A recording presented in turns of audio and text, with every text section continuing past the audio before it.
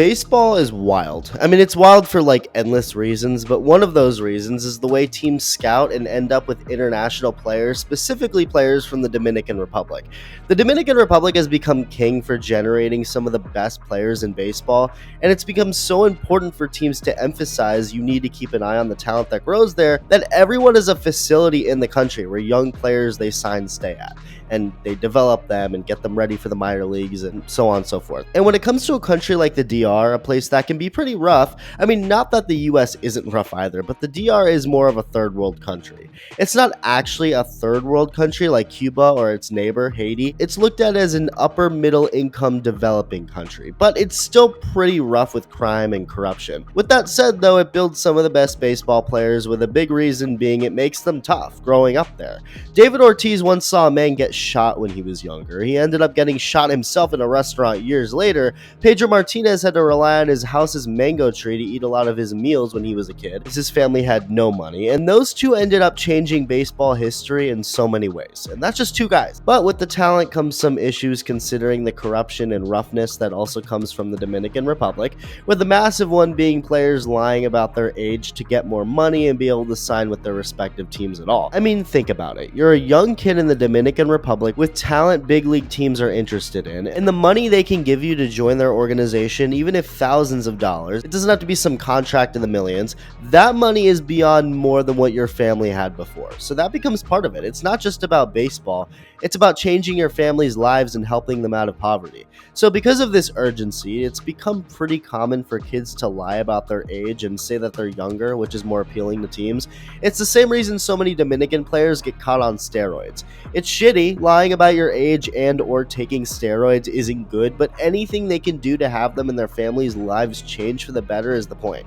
So they're willing to do whatever it takes to get ahead. So a lot of deals are made with players as young as even 12 or 13 years old, and after those deals are agreed upon, they train under a team's supervision, out of sight from rival evaluators until signing day.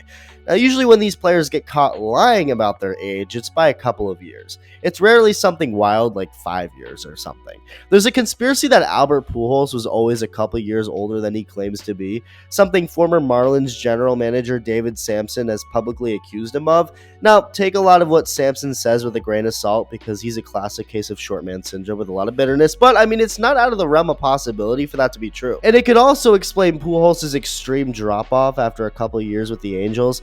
But anyway, so the age fraud thing is real. It's been real for a long time, and maybe the most extreme case of it just happened. The San Diego Padres are the latest victims, a team that verbally agreed with a 14-year-old to a $4 million contract. They saw a lot of potential in him, obviously. You don't just give that money to any 14-year-old. Now, you actually can't sign anyone internationally until they're 16. Which is the crazy part of this. In America, 14-year-olds are not looked at as potential kids who will verbally agree to millions of dollars. That's just not a thing in the States. But in a country like the Dominican Republic, that's when teams are scouting. That's like a prime age to get picked by a big league team, maybe even younger, like I said, 12 or 13. So this 14-year-old named Cesar Altagracia made a verbal, unofficial agreement with the Padres to sign with them in January of 2027 when he becomes 16. The only issue is that he wouldn't be turning 16 in 2027. He'll be turning 21. He's 5 years older than he claimed to be. Major League Baseball investigated this and found that this dude, who was looked at as a top prospect in the country, falsified his paperwork and lied, saying he was 14 when he was 19. That is absurd. I can understand a couple years difference for a lie, but 5 years? I mean, there's a big difference between a 14-year-old and a 19-year-old. Bro really went, "Howdy do, fellow kids." I don't understand how he and his representatives really believed he could swing that. I guess they just swung for the fences. I mean, if the Padres were run by Tommy Wiseau, they could get away with it. You're 19? Yeah. I just turned 14. Wow, happy birthday. Unfortunately, they're not run by him, so yeah, not gonna work out. It's pretty wild, but also consistent with the problem that's actually seen a rise in the past year, with many of those players, of course, having their bonuses pulled after investigations uncovered the information and the truth. And in this case, with the Padres and Cesar Altagracia, they pulled the $4 million agreement. Just absolutely wild. Let me know your thoughts, and thank you for watching.